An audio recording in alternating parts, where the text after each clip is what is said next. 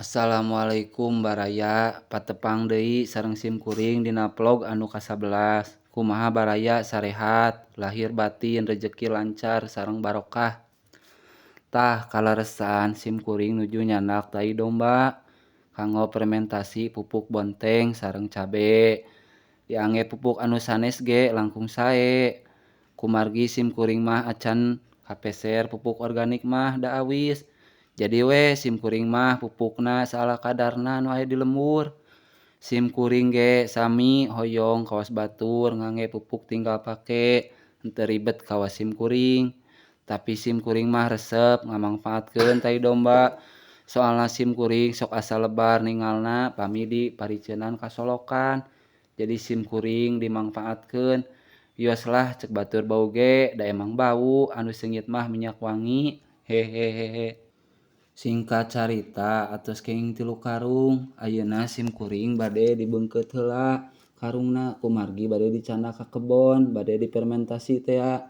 Dicandakna ge kana arko da tebih ti kandang dombana dugi ka kebonna. Ieu ge uih heula ka bumi bade nyimpen arkona kulantaran teu tiasa dicandak kana galenganana arkona. Duh mana nanyak deui baraya jalanna ge katingal teu. Alhamdulillah kedap deui ge dugi urang gubrageun heula we karungna. Urang panggul.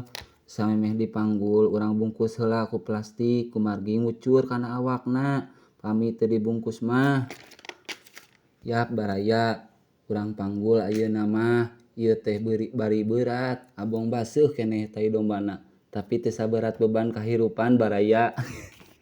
Anu kudu ditanggung kanu jadi lalaki. Hampura kajeun curhat baraya teu kaur cape saeutik. Tah teu karasa tereh nepi geuningan ka kebonna. Tah sim kuring bade tumaros ka suhu tani anu tos malang melintang di dunia pertanian. Sok aya keneh anu ngangge tai domba. Tapi jigana mah moal da teu kawas sim kuring anu ngebonna kirang modal.